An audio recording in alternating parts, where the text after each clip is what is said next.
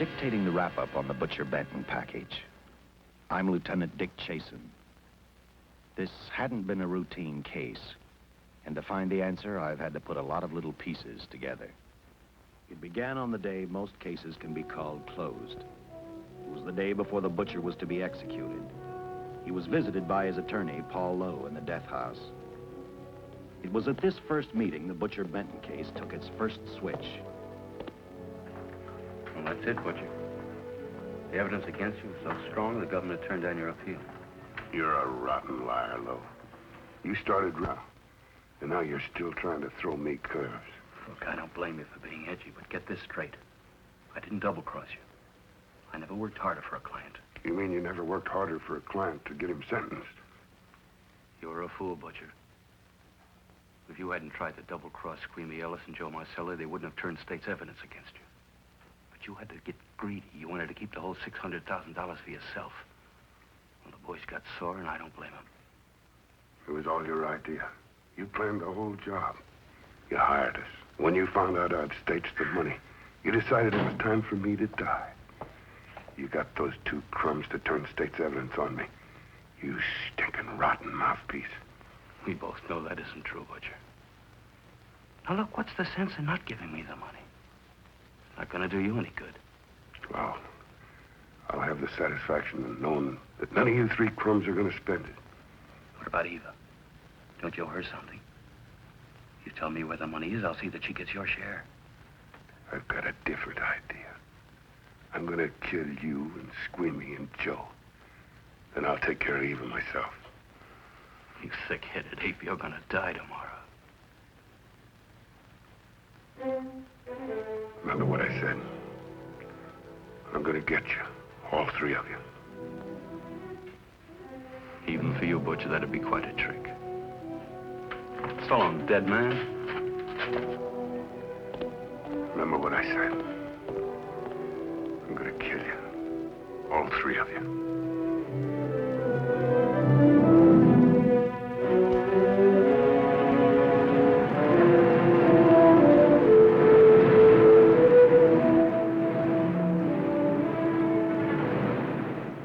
Back in Los Angeles, two men sat in a bar room listening to a newscaster tell his headline story. He played up big the butcher's threat to kill Paul Lowe, Squeamy Ellis, and Joe Marcelli for their having turned state's evidence against him. Squeamy Ellis didn't seem happy over the butcher's threat. Neither did Joe Marcelli. But they had figured, once a dead man, always a dead man.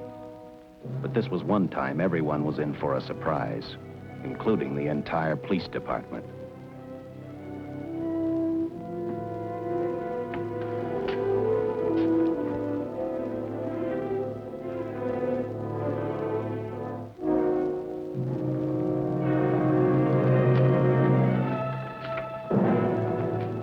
Seen the headlines, Captain? Teletype just came in from San Francisco. Butcher's execution is set for 5 o'clock this afternoon. And like the newspapers say, he still refuses to talk about that stolen money. Well, I still have hopes of coming up with something. That's what I dropped by for, Dick. With Butcher's execution, the department's marking it case closed. That means you'll be reassigned. I spent a whole year trying to break this case. As far as I'm concerned, Butcher's death is just the beginning. Of course, I can't prove it, but I think that Paul Lowe was the top man. And even though I have to keep working on it while off duty, I'm going to get Lowe, Squeamy Ellis, and Joe Marcelli. Okay, Lieutenant. Officially, I've taken you off of the case. Unofficially, I wish you luck. Do me a favor. Keep me posted. Will do. Thanks, John. I headed for Eva Martin. She worked in a local burlesque house. I'm a cop, and my job is to ask questions and get answers. So I decided I might as well start again with her.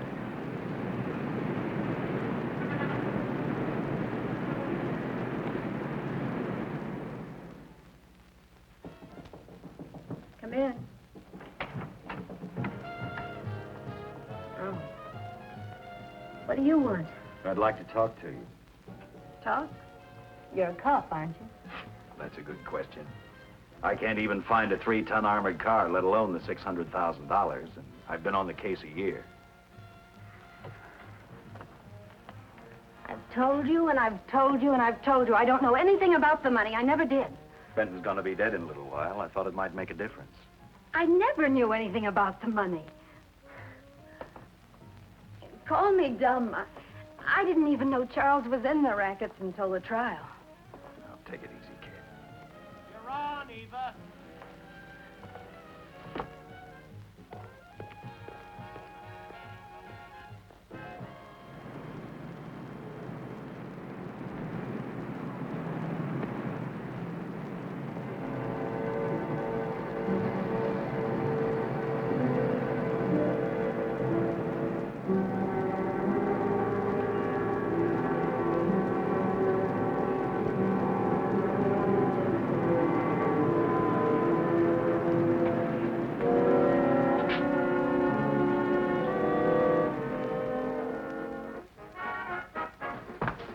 Honey, here's your wrap.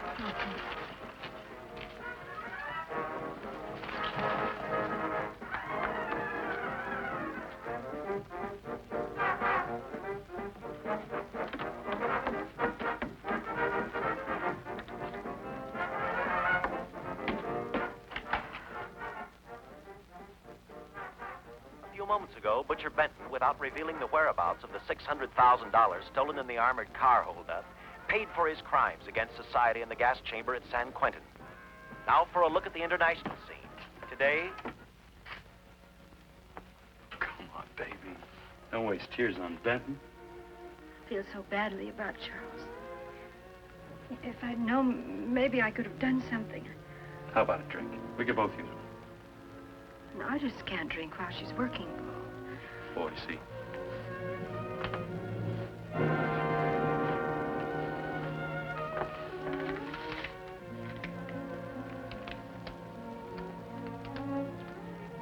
What's that? Well, now what's the matter? The message from Charles. He told me to open it if he died. Finale, Eva. All right. How about a steak after the show? No, thanks. Not tonight, Paul.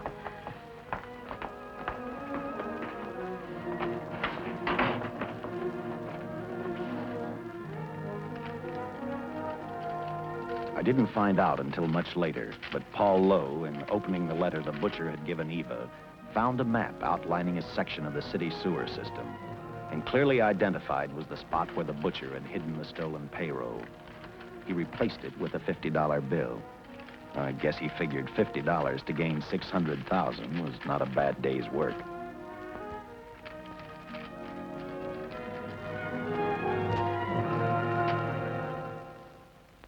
A few hundred miles away in San Francisco, the case took another switch, which turned the next 72 hours into one long, hideous nightmare. Dr. Bradshaw, a distinguished biochemist, was making preparations for a final experiment which he hoped would lead the way to a cure for cancer. He'd been successful with laboratory animals. The last step called for a human body. And Dr. Bradshaw's assistant quickly made a deal with a local mortuary and returned to the laboratory with the dead body of Butcher Benton.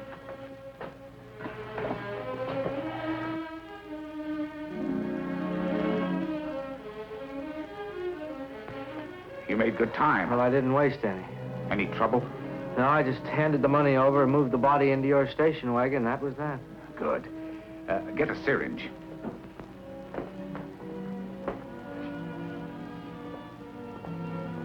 He's in good shape. Well, I hope so. We'll get other blood samples later. We'll run this one through fast. Right. Now wheel him into the machine and then raise him. Right.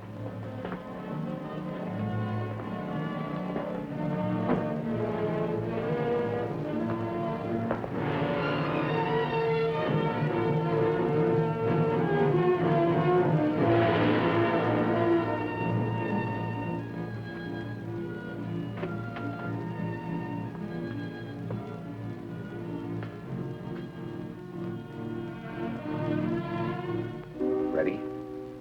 You mean you're going to give him 287,000 volts? Yes, yes.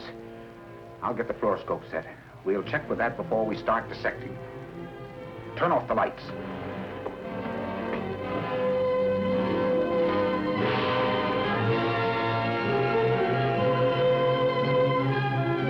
There you are, old boy.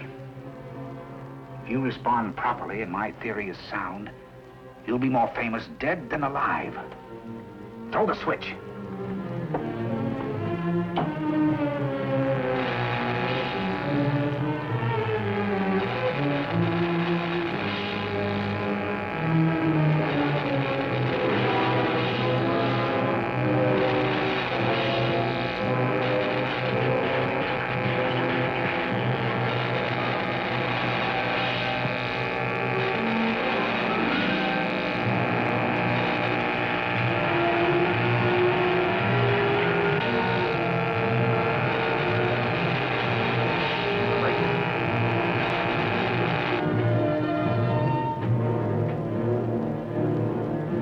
I thought I saw a pulsation of the heart. You're right. Dr. Bradshaw is beginning to breathe. You've brought this man back to life. No. The heart muscle has simply responded to a terrific electrical shock, that's all. Yes, but it does prove that the cells still function. Dr. Bradshaw, he is alive. A shock reaction, it can't last. His cells are multiplying now, if your theory is right. We could keep that reaction going longer. But it's worth a try. Get the body out.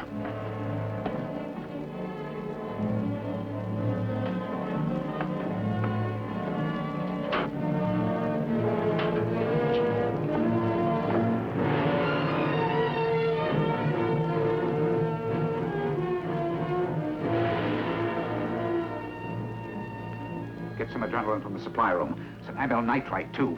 Hurry, hurry.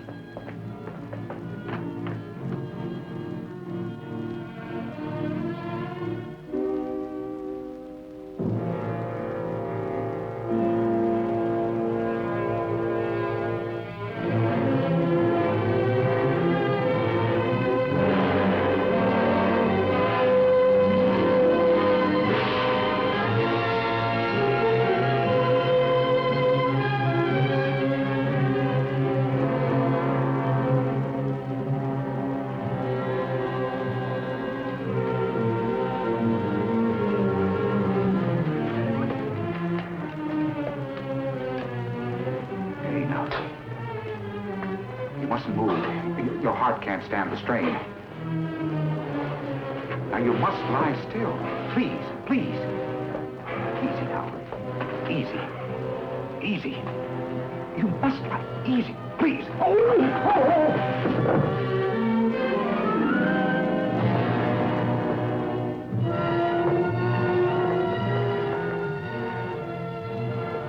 Dr. Bradshaw's experiment had given life back to the butcher.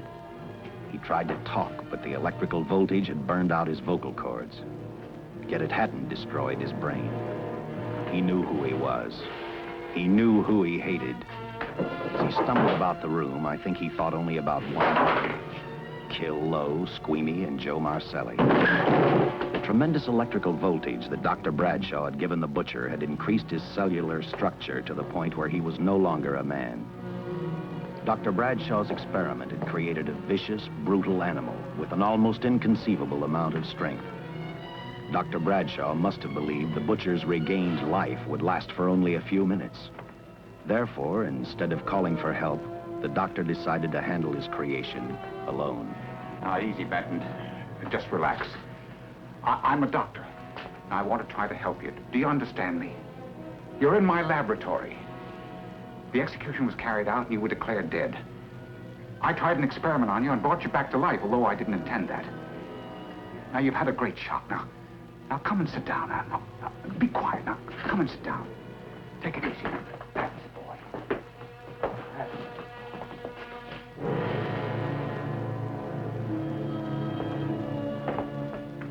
Careful. His reactions are violent.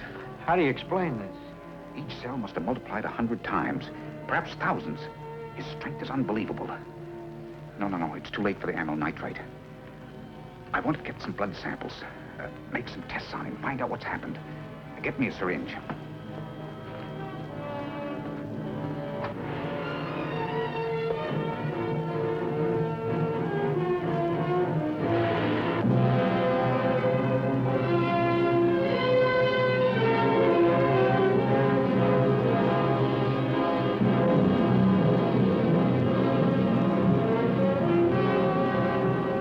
Why won't the needle penetrate the skin? Tissue must be nearly a solid mass of cells. How are we going to get the blood sample? Surgically, perhaps.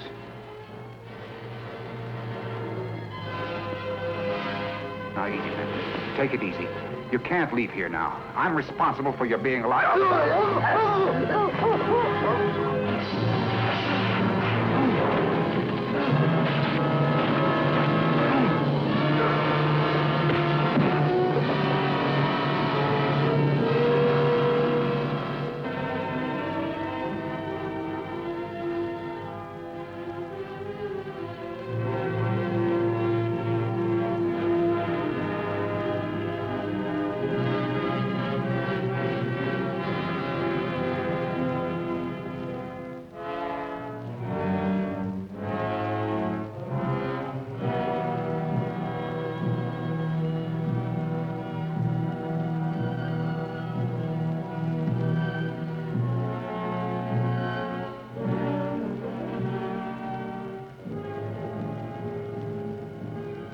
Towards the end of this case, Captain Lauder and I found out the doctor and his assistant had been murdered.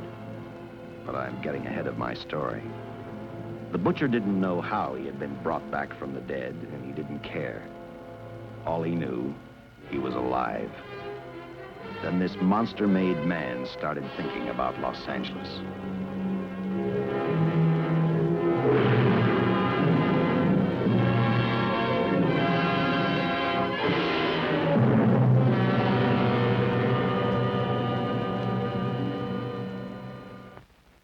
On that very in Los Angeles, I decided to stop playing detective for a little while. I went to the burlesque house to ask Eva to have dinner with me. After all, the butcher was dead, and if I got lucky, sooner or later, I figured Paul Lowe would lead me to the stolen payroll. In a way, that possibility made me even feel better. It's not fair to watch the show from backstage. Next time, I'll pay admission. I take it by that remark you like my routine. Yeah, you're pretty good. What I can't figure out, though, is why you stay in a place like this. It shouldn't be hard for someone like you to get a job in a class spot. If you weren't a detective, I'd be willing to bet with a line like that your next remark would be, how about dinner? Well, not exactly dinner, but a hamburger might be a good idea. If you're asking in an official capacity, I can't say no. I'm off duty. For the past 6 months, all I've ever called you is Lieutenant Chasen. Do you have a first name? Uh-huh. Dick. Give me 10 minutes for a quick change, because you've just made yourself a date, Lieutenant. I mean, Dick.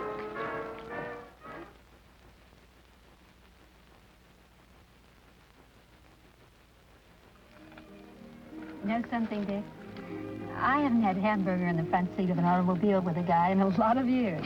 Well, from now on, we'll do it more often. Funny. I always figured a policeman wasn't really a human being. I mean, unless he was arresting someone or trying to solve a case, he was unhappy. Shows you how wrong you are. In fact, everyone on the force gets fed up occasionally with the job they do. Maybe we're more human than anyone else. We see so much trouble, we get to hate the work. But as long as the world's filled with people, there'll have to be men who enforce the laws. What made you join the department? Now who's making with the questions? No, honest, I'd like to know. Well, it's really a very short story. When I got out of the Air Corps, I knocked around for a while. Well, I went to work for an oil company. One day, I went back to college on the GI Bill. Just before graduation, I noticed all about the police department exams. Seemed a pretty good thing to do with your life, so I took the exams, passed, then went on from there. If I ask one more question, will you give me a straight answer? Try me. Am I still part of the Charles Benton investigation? I mean, right now. I don't think so. As far as the department's concerned, when Benton was executed, the case was marked closed. But inside of me, that's not good enough. I don't follow. Well, the $600,000 is still missing. And a fast-talking underworld lawyer like Paul Lowe is walking around a free man. Someday, no matter how long it takes, I'll get him and the money. Until I do, the Benton case for me is not closed. I give you my word, Dick. Charles Benton never told me anything about the money. Oh, I've been sure of that for a long time. But how did you ever get mixed up with anyone like the butcher? This trouble ever started, it just happened. I had a roommate who used to date Benton all the time. One day she packed and left for Chicago. Benton carried a torch for her, and he used my shoulder to cry on. First thing I knew, we were having dinner together, and a few weeks later, I was labeled by the police as this #1 suspect and Benton's girl. But it was never like that. I made only one mistake. I felt sorry for him. You mean, until he was arrested for the robbery and the killing, you had no idea how he earned a living? I know this is going to sound crazy, but I only went out with Benton a couple of times. And all we ever talked about was Madge, my old roommate. The last time I saw him, he tried to get too friendly, and that's when I told him he had the wrong girl. But like I said, I'd already made my mistake. What about the burlesque house? How do you two fit together?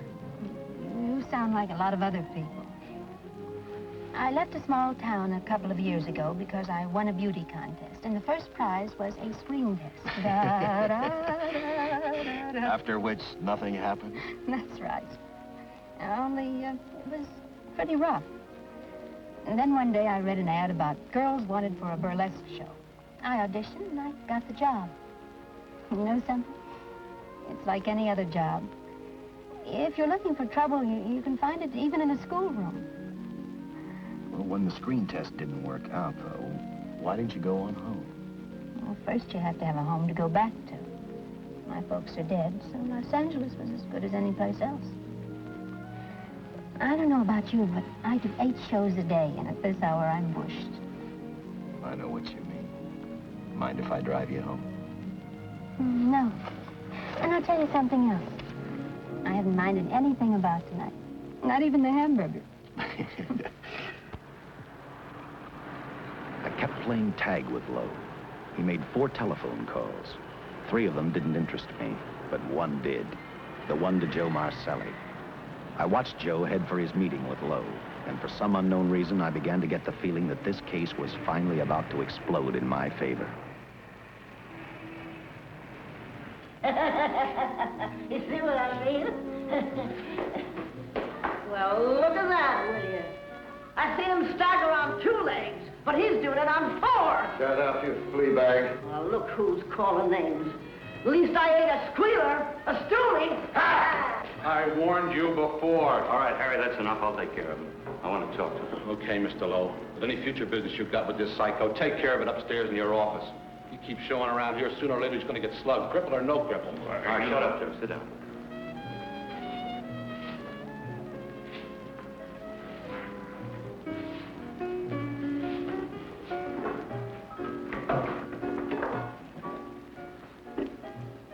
I need a shot. Bad. You'll get one after I talk to you. You sober enough to understand? Yeah, I run out of dough. No wonder. Look at you. You used to be the best torch man in town. Now I don't think you could crack a safe if you knew the combination. No jobs. Nobody wants me since I turned states on Benton. That's your doing. You told me. All right, quit crying. I got a job for you. If you can stay off that stuff long enough. You know I can if I got a job. How much? What is it? It's $2 grand in it for you. Where? Right near where he pulled the job. Interested? $2 grand ain't much out of 600,000. There'll be other expenses. Besides, that money's plenty of it. Now, you want it or do I get another boy? I'll do it. How soon do you want me to go to work? Set it up for tomorrow night. Call me before noon. I'm going to the races. 1. That's all. The job's over.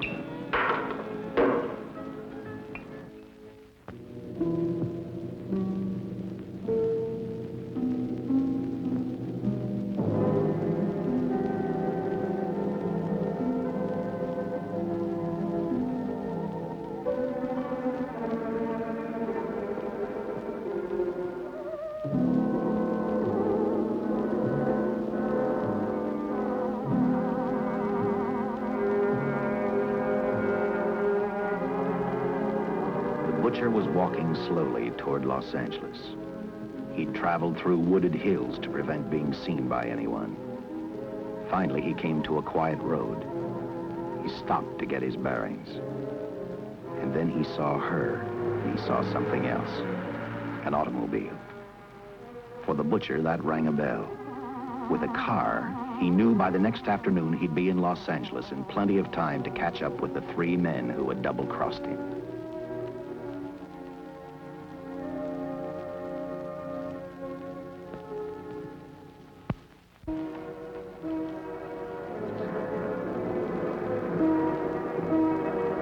Well, see, you're a real gentleman to be helping strangers in distress. I hope you don't mind me using the babe here as bait. Quite a dish, isn't she? But that's what she gets paid for. Bait, that is. Yes, sir. She's a real shaker artist of my outfit. Carnival man myself. Just call me Connie. Yeah. Well, friend, we're in a little bit of difficulty here. Got a flat tire, brand new car, no tools in the back. Why, some of these dealers make my carnival grifters look like babes in the woods.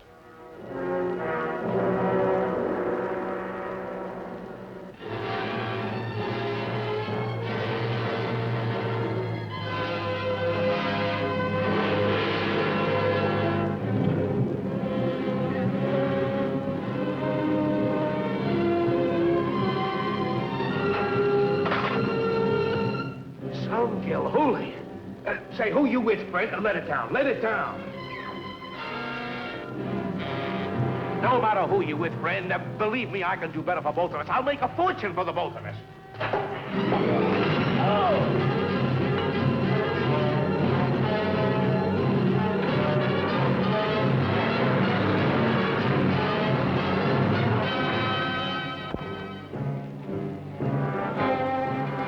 An hour later, the San Francisco Police Department sent out an APB.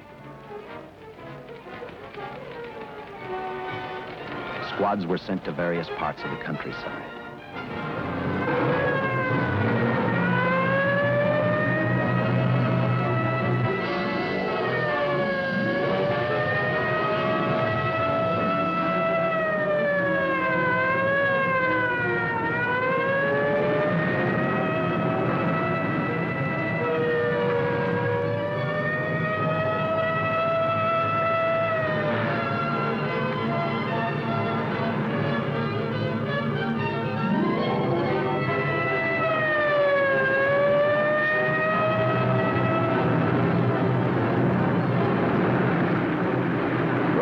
Were thrown up to catch the cold-blooded killer the hysterical girl had described. Each squad kept reporting back to Central Headquarters, and each of their stories was the same. So far, none of them had spotted the car the killer was driving. Orders were given to shoot to kill, because from the girls' further accounts, they realized they were dealing with a maniac.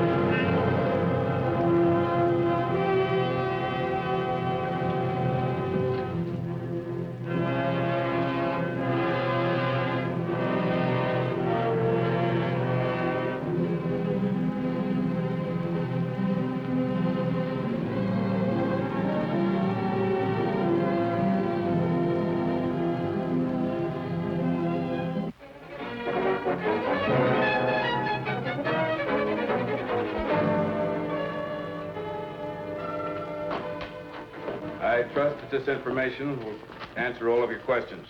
If I can be of any further service, let me know. Sincerely, J.I. Louder, Captain Police, L.A. Here's another all points from CHP, Captain.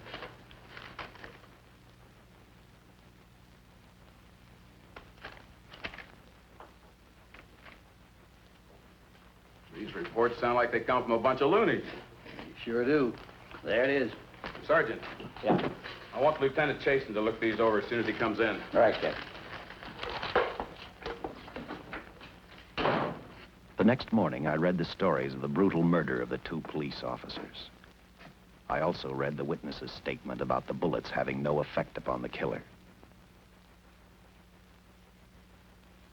I felt sorry for the witness, and I thought about how easily a person's mind can become confused when suddenly they receive a brutal shock. I didn't believe a man existed who could not be stopped by a slug from a .45. Good morning, Captain. You and the rest of the force are going on 24-hour duty. Seen the headlines? You mean this guy that's running amok up north? Yeah, the latest report, he's killed 2 police officers. Made a getaway in a green coupe heading south. I've got a hunch this killer's gonna be our baby. He could be in town right now. Yeah. You better get started, Lieutenant. Okay. Any new leads on that hold-up money? I think the girl can probably be counted out. If any of the others are wise, they're keeping mighty quiet. Well, let it ride for now. The whole force is gonna be on the spot until we catch this killer. Newspapers will have a field day.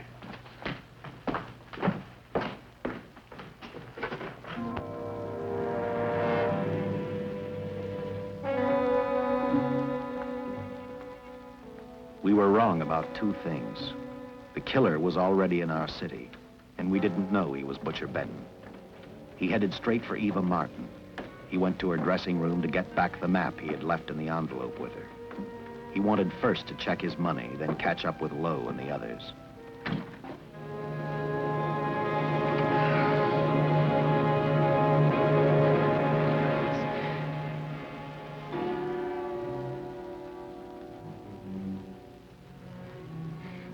Can't be.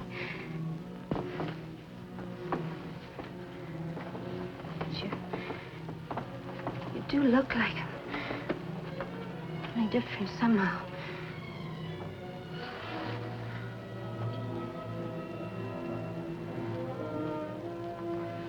It is you. Why didn't somebody tell me? What's happened, Charles? Those look like bullet holes. Are they?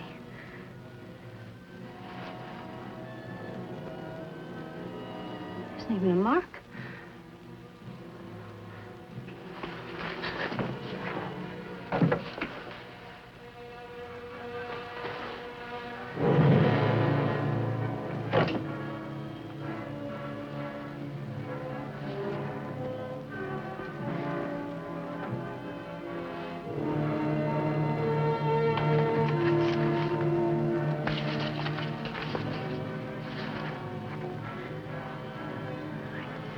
I opened it like you told me. I found the $50.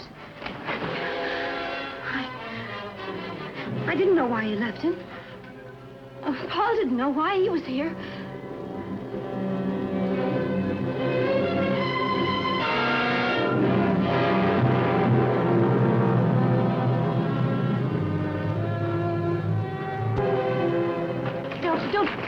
Don't think crazy. The name of Paul triggered his hate. He left her dressing room and started for Squeamy Ellis and Joe Marcelli's place. Because he knew, with them out of the way, Paul Lowe couldn't open the strong box where the money was hidden. He thought of Squeamy and Joe first. He was saving Paul Lowe for last.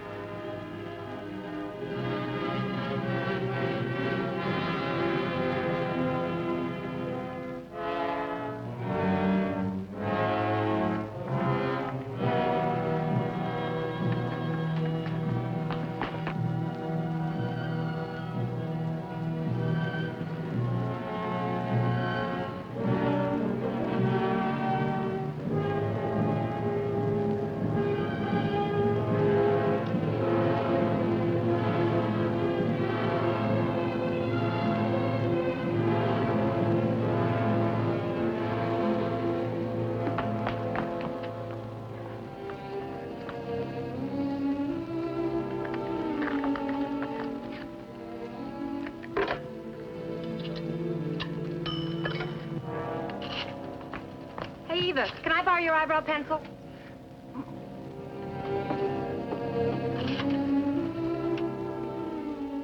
Operator, get me police headquarters.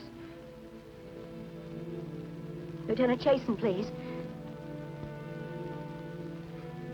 When do you expect him? Well, tell him Charles Benton is alive, and even bullets can't stop him. I'm not crazy. Just say a friend of Charles. He'll know.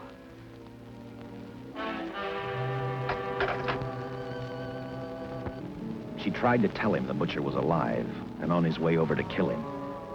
Squeamy didn't believe her, and in a way you couldn't blame him. Who in their right mind would believe a man had returned from the dead? What Squeamy actually believed was that the butcher, before his execution, had hired a killer to carry out his threat.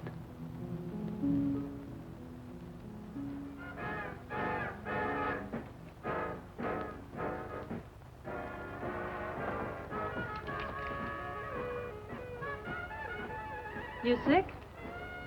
What? You don't look so good to me. 10 minutes, Eva. All right. Say, Eva, I could take over the matinee trick for you.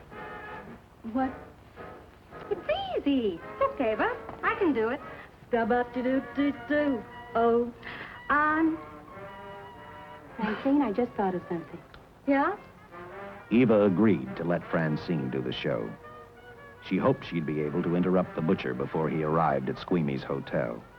Or, failing that, at least be able to warn him to stay out of sight. You wanted me, Captain?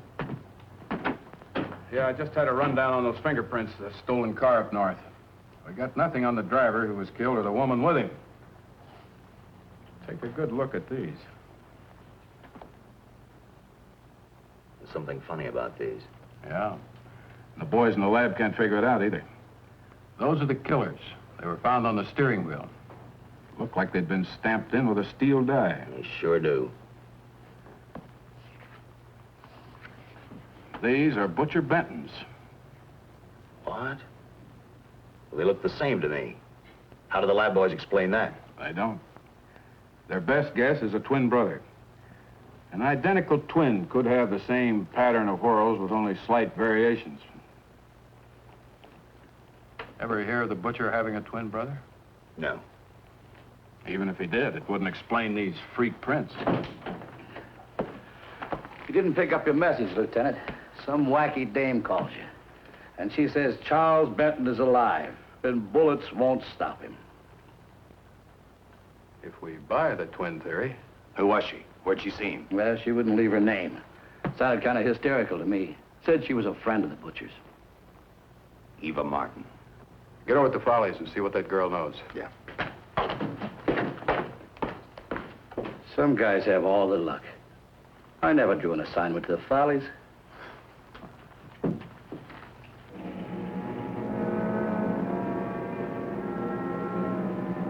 Meanwhile, the butcher headed for Squeamy's hotel. He didn't seem to be in any particular hurry. Actually, he seemed like any normal person, on his way to work or on his way home.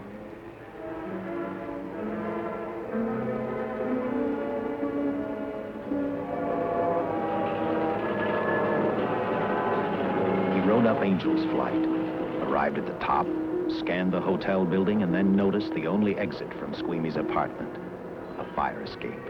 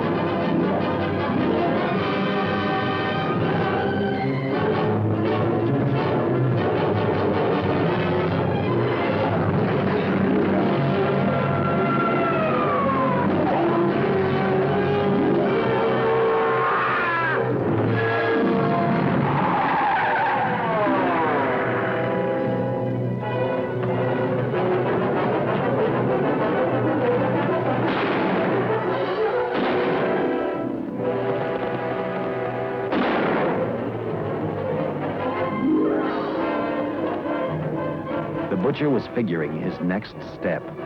And as he looked at the dead cop, he thought about Paul Lowe, the next man on his list. Seen Joe Marcelli? Not since last night when I told him I didn't want him around here no more. Give me a shot.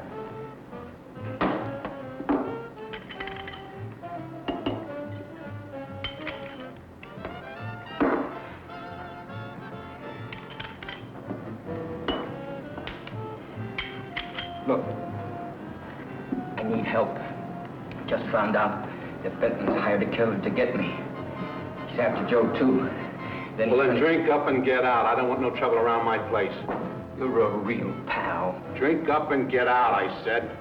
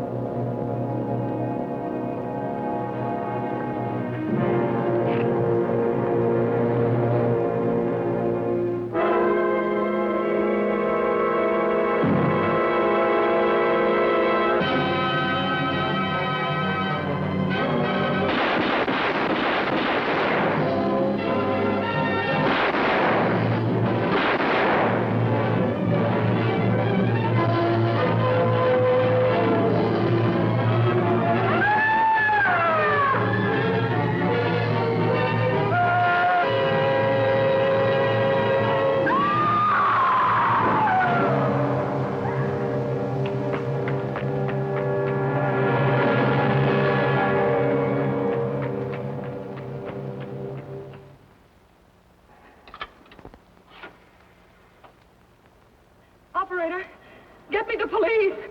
Police! Yes!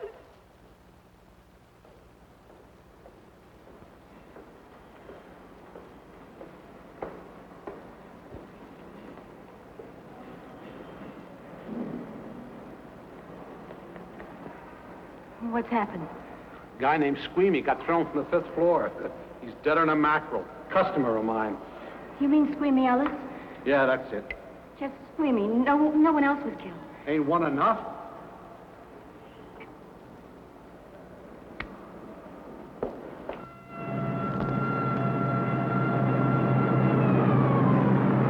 I tell you, the bullets never even phased him. He must have been wearing a bulletproof vest. God help us if the papers get a hold of this. Keep an officer on duty here till you hear from me. We'll get a stakeout on Joe Marcelli. I'd like to talk to Joe. Lauder, I'm going to call San Quentin. Suppose Benton is alive. Every available man's been put on the case now. Yes, sir. All right. All right. Anything new? Report on Dr. Bradshaw, owner of the station wagon. The San Francisco police located his laboratory in the basement of an electrical power receiving station. Bradshaw, what's he know? He's dead. And another man, too, his assistant. The lab is a shambles. But now we're getting some action from San Francisco.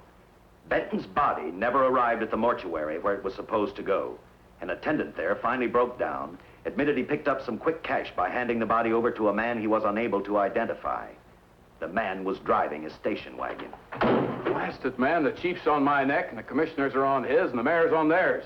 Now, am I supposed to tell them that our killer is a dead man? They found a notebook in Bradshaw's lab. It ties his experiments in with a Professor Dwiggins at Caltech. I hope to hear from Dwiggins soon.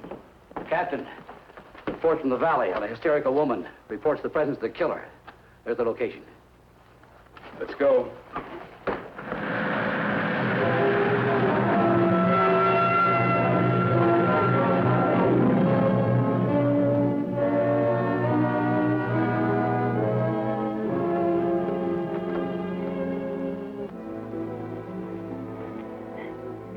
You and your boyfriend had a little fight, and he got out of the car to take a walk.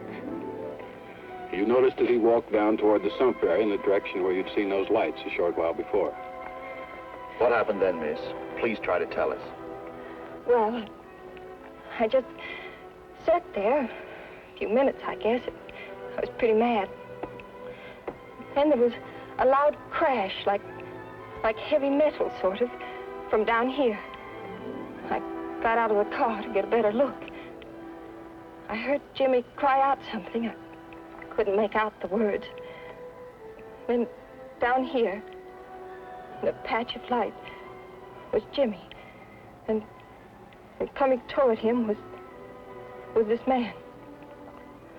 Big man. Lifted Jimmy up over his head like he didn't weigh a thing. Jimmy screamed. Just once, before he broke Jimmy's back. I heard it snap, not far away. Then I started running till I found this house. They let me use the phone. Thank you, miss. We'll see that you get home now. O'Malley, see that the young lady gets home all right.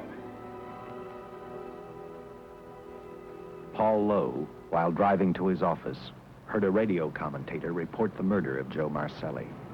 And what shocked him most was when the broadcast identified the killer as possibly being the butcher. Lowe headed straight for Eva Martin at the Burlesque Theater. Oh, you gave me a start, Mr. Lowe. What are you doing here? Where's Eva? Oh, I'm taking her place. I'm going to wear her costumes. What's it to you? I asked you, where's Eva? Hey, don't get physical. Well, watch your tone of voice, Buster. I told you. Little Eva isn't here. I could see that for myself. Where is she? She's at police headquarters. That's where she is. Yes, sir. No, sir. Captain Lauder's still with the mayor. The killer dropped out of sight. He was last seen in the Hollywood area. Yes, sir. We know he's dangerous. Every angle's being covered. Yes, sir. I'll tell him.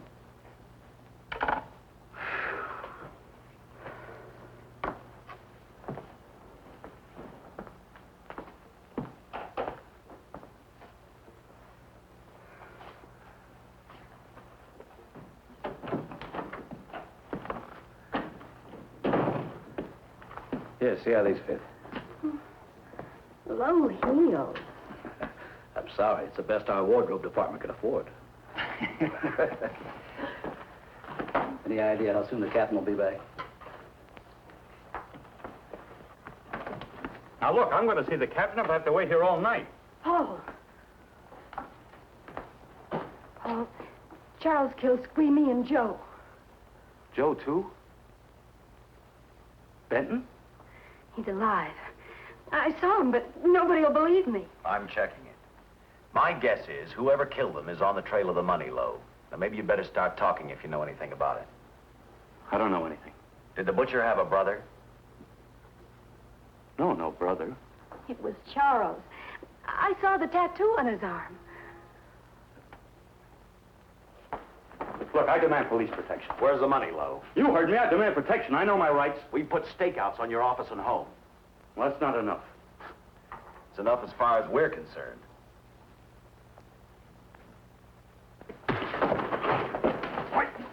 Are you gonna book me, Sergeant? Then throw away the key.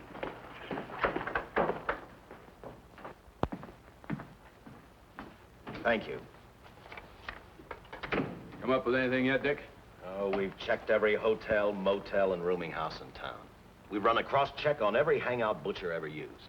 Net results, blank. This is incredible. We not only discover a dead man turned killer, but it's beginning to look like he plays ghost, too. He's somewhere in this city, and if we have to take it apart brick by brick, we've got to get him. I may be way off, but I think Paul Lowe could tell us a lot. Maybe, but it's a cinch he's not going to. Well, suppose he had no alternative. You better grab some coffee. Your mind's beginning to play tricks on you. No, now, wait a minute. When Lowe came to us for police protection, it was because he was scared stiff the Butcher would add him to the list of Squeamy Ellis and Joe Marcelli. Go on. It figures, too. When he slugged the sergeant, he knew we'd book him right away. Oh, this Lowe's a pretty cute character. But we can play the same game. You mean we'll threaten to release him? Well, not exactly. You tell him you realize that he was excited, that throwing the punch was accidental. Tell him we're not going to make a charge, that he's completely released. Lieutenant, you know we can't do that. Lowell made his first mistake when he hit the sergeant, and that'll get him a year. As far as the department's concerned, at least it's a small victory. If my hunch is right, Lowe won't want to be on the streets with the Butcher looking for him. And he may talk, and talk a lot. Enough maybe for us to get rid of him permanently. Even lead us to the Butcher. If he's frightened enough, that might work. But if it doesn't... No, Dick, I'm not going to release him. I want him out of my way so bad I can taste it, but not bad enough to be responsible for getting him killed. The good thing about that, Captain, is the fact we know it, but Lowe doesn't. Let's give it a try. All right, Lowe. Come on out. I think you'll find everything in there. You're free to go, Mr. Lowell. Wait a minute. Who do you think you're kidding? You arrested me for assaulting an officer. Court, I'll plead guilty. With luck, I might get off with 6 months. For a lawyer, you're forgetting a very important point. If no charge is made, there's no trial. It was a tough day for everyone. We figured your nerves were on edge, and when you threw the punch, you didn't know what you were doing. I've squared everything with the sergeant. It's all over, all forgotten. Yeah? Why'd you bring a stenographer? Simply because I wanted a record of our conversation at the time of your release. Okay, Lowe, let's go. Oh, wait a minute. Once out on those streets and I'm a dead man. You let me go, you'll be responsible for murder. Oh, come off it, Lowe. You're imagining things. You know the Butcher threatened to kill me. You set me free, he'll do it. Well, that's just a risk we'll have to take. But the way I look at it, Mr. Lowell, you'll be okay. Look, Captain, I'll make a deal with you. You keep me here, and I'll tell you how to recover the money. Maybe even catch the Butcher. No deals, Lowell. You'd probably tell us anything just to stall for time. Come on, let's get out of here. Now, wait a minute. All right. I'll tell you the truth. Start taking this down. I, Paul Lowe, hired Butcher Benton, Squeamy Ellis, and Joe Marcelli to pull off the armored car holdup. And then Lowe continued with his confession. He told us about finding the map. He showed us the exact location of where the Butcher had hidden the stolen payroll. And he gave us a most important answer. The explanation as to how the Butcher was able to elude detection. His means of escape was the sewer system beneath our city.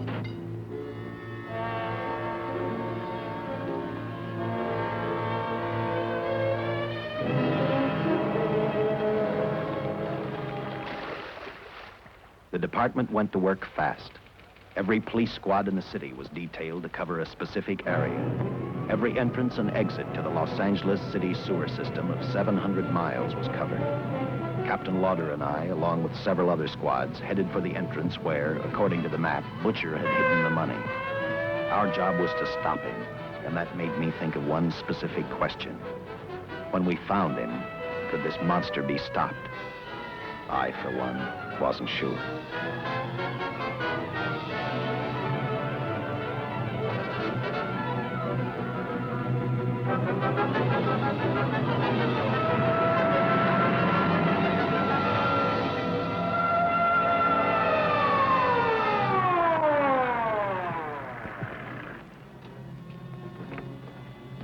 Everything all set, Lieutenant?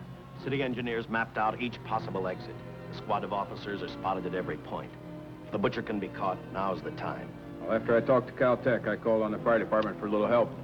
The professors thought a flamethrower might stop him. Flamethrower? I suppose their boys have had a chance to join our squads by now. See, we have one with us here. Have you thought about what'll happen if this doesn't work? No. I've been praying too hard that it will work.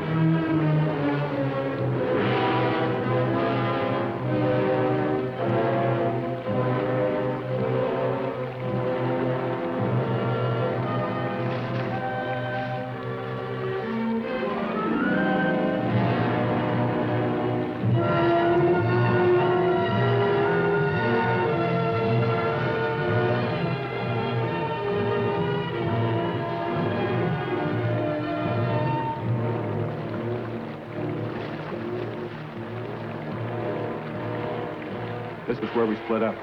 I'll go straight ahead.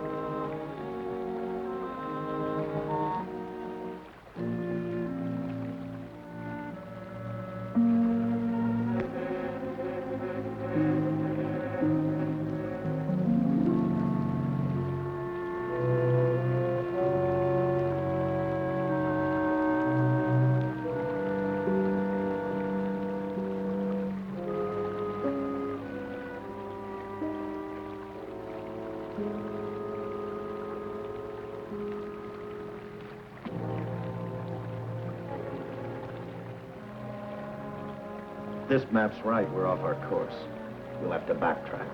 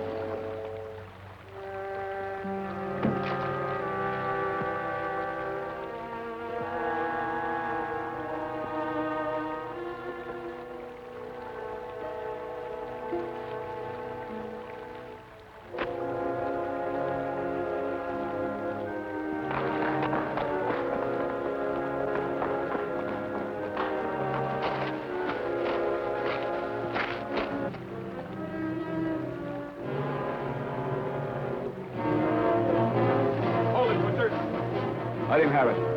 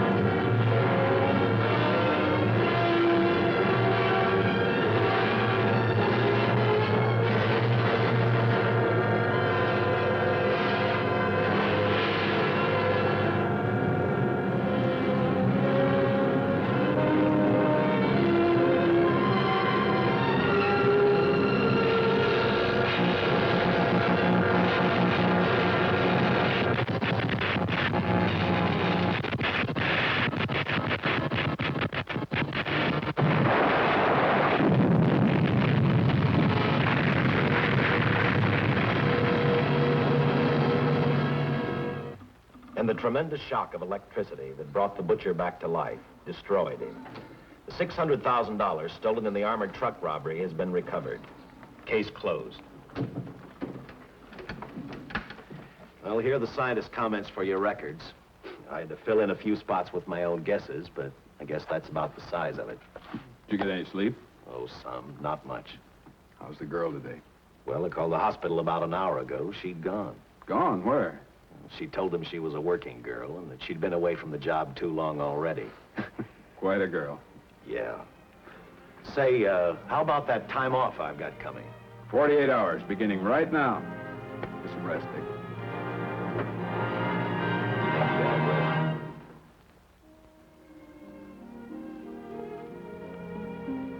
know something, Dick?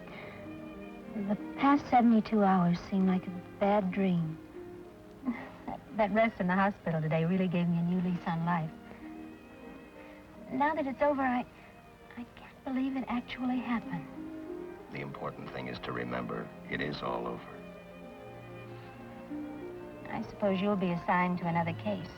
Now, I'll have to give up hamburgers in the front seat of the car for steaks in a restaurant.